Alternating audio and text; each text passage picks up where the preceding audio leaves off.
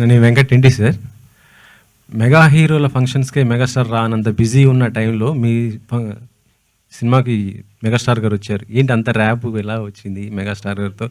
తమ్ముడు అని ఆయన అంత ఆప్యాయంగా పిలిచారు. ఏంటి అంత ర్యాప్ ఎలా వచ్చింది మెగాస్టార్తో? ఎలా వచ్చిందంటే అదేనండి, నా కోవిడ్ టైంలో నా ఫిల్మ్స్ అవి అన్నయ్య చూడడం, తర్వాత అక్కడి నుంచి అన్నయ్యతో నాకు సన్నిహితం స్టార్ట్ అయింది. నిజంగా నేను మొన్న అన్నట్టు మా ప్రీ రిలీజ్ ఈవెంట్ మా బిగ్గెస్ట్ పిఆర్ యాక్టివిటీ అది. ఎందుకంటే అన్నయ్య రావడం, అక్కడి నుంచి సినిమా ఉందని అప్పటి వరకు కొంతమందికే తెలిస్తే మొత్తం ప్రపంచం అంతా తెలిసింది ఆ ఈవెంట్ ద్వారా. సో నిజంగా ఆయన వచ్చి మా సినిమాని ఒక 3-4 టైమ్స్ ఎక్కువ తెలిసేలా చేశారు.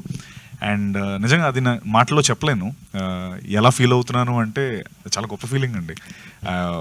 దాన్ని నేను మాటల్లో పెట్టి దాన్ని నేను వాల్యూ తీయలేను, కానీ అదే అది గుండెల్లో భద్రంగా దాచుకున్న ఫైర్ నేను ముందుకు తీసుకెళ్తూ ఇంకా మంచి సినిమాలు చేయాలనుకుంటున్నాను అంతే.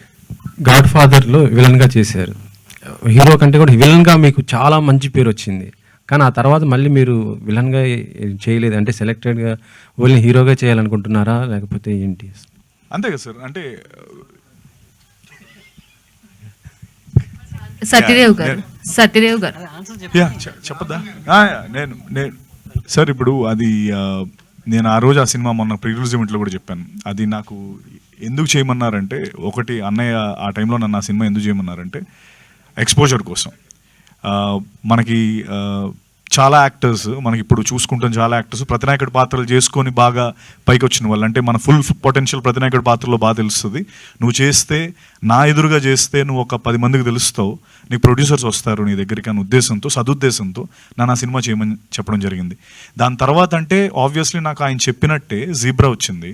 నేను జీబ్రా చేస్తున్నాను, నెక్స్ట్ ఫుల్ బాటిల్ చేస్తున్నాను. దాని తర్వాత ఇంకో పెద్ద ప్రొడక్షన్తో త్వరలో అనౌన్స్ చేయబోతున్నాం. సో నాకు బిర్యానీ కావాలా లేకపోతే ఇడ్లీ కావాలంటే బిర్యానీ కావాలంటాం కదండి. సో ఇది నాకు it's biryani and full meals, ఇది థాలీ, ఇది దీన్ని వదులుకోలేను. దీనికోసం వచ్చాం, ఇది నేను ఖచ్చితంగా చేసుకుంటాను. And sorry go ahead. Satya గారు, జీబ్రా మీరు చూపించిన కంటెంట్ అంతా చాలా ఇంట్రెస్ట్గా ఉంది. ప్రమోషన్స్ కూడా చాలా, మీకు గత సినిమాల కంటే ఈ సినిమా ప్రమోషన్స్ చాలా దగ్గర ఉండి వైడ్ రేంజ్లో ఆడియన్స్ దగ్గర తీసుకెళ్తున్నారు. సో ఇది పాన్ ఇండియా స్థాయిలో తీసుకెళ్ళే కంటెంట్ లాగా కనబడుతుందని చెప్పి ఇంతకుముందు చెప్పారు. అదే స్థాయిలో మీరు చేశారు. ఓన్లీ తెలుగు వరకు రిలీజ్ అయినా లేదంటే అదర్ లాంగ్వేజ్లో కూడా సైమల్టేనియస్గా రిలీజ్ అవుతుంది? సైమల్టేనియస్గా తెలుగు, తమిళ్, కన్నడ, హిందీ 4 లాంగ్వేజెస్ సైమిల్టేనియస్గా జరుగుతుందండి. బిగ్గెస్ట్ ఫిల్మ్ అని చాలాసార్లు చెప్పడం దానికి వెనకాల రీజన్ అదే.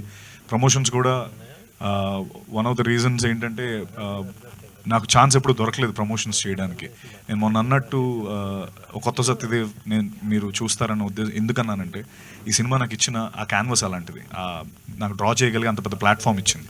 ఇంత ప్లాట్ఫామ్ ఇచ్చి కూడా నేను సినిమా జనాల్లో తీసుకెళ్ళే ప్రయత్నంలో ఈ ప్రమోషన్స్ అన్నీ అంత గట్టిగా చేశాను. అండ్ నేను అంటే ఇక్కడ బలలేదు కానీ బలగుద్ది చెప్పేది ఏంటంటే, కుర్చీ అయినా పర్లేదు, చెప్పేది ఏంటంటే ఇక మీదటి నుంచి దీనికంటే డబులే ఉంటుందండి. నేనేదో వదిలేదు లేదు ఇంకా. అంటే ప్రమోషన్స్ కావచ్చు, సినిమాల వైజ్ నేను చూస్ చేసుకోవడం కావచ్చు, వదలండి. అంటే మీ ఈవెంట్కి అంటే మెగాస్టార్ గారు మీ మీద ఉన్నటువంటి అభిమానంతో కావచ్చు, లేదంటే ఒక ఫ్యాన్ బాయ్ మూమెంట్గా చిరంజీవి గారు రావడం జరిగింది. మీకు కాస్త సినిమా జనాలకు తెలిసేలా చేసిందని చెప్పారు.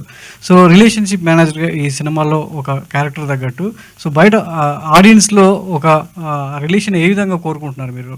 అంటే ఇండస్ట్రీలో ఒక పర్సన్గా కాకుండా మీకంటూ ఒక ఐడెంటిటీ తీసుకోవడం కోసం ఎలాంటి రిలేషన్ మీరు ఆడియన్స్తో కోరుకుంటున్నారు? అంటే ఒక యాక్టర్ కదా, ఒక హీరో కదా, అంటే ఆడియన్స్ నుంచి మీకు సెట్ ఆఫ్, ఇప్పుడు చిరంజీవి గారికి ఫ్యాన్స్ ఉన్నారు, అల్లు అర్జున్ గారికి ఆర్మీ అంటారు, సత్యదేవ్కి ఏమనాలి? సార్ ఒకటి నేను ఎక్కువ చూసాను. I'm the biggest fan. You please talk then. You should, because నాకు ఫ్యాన్స్ ఉన్నారని నేను చెప్తే బాగుంది, నువ్వు చెప్తే బాగుంటుంది. ఇంతవరకు ఎవరు హేటర్స్ లేదు సత్యకి, అదే ఇంపార్టెంట్. ఫ్యాన్స్ అన్నది తర్వాత, అది హేటర్స్ లేకుండా ఒక పీపుల్ మైండ్ని గ్రాప్ చేయడమే చాలా కష్టం.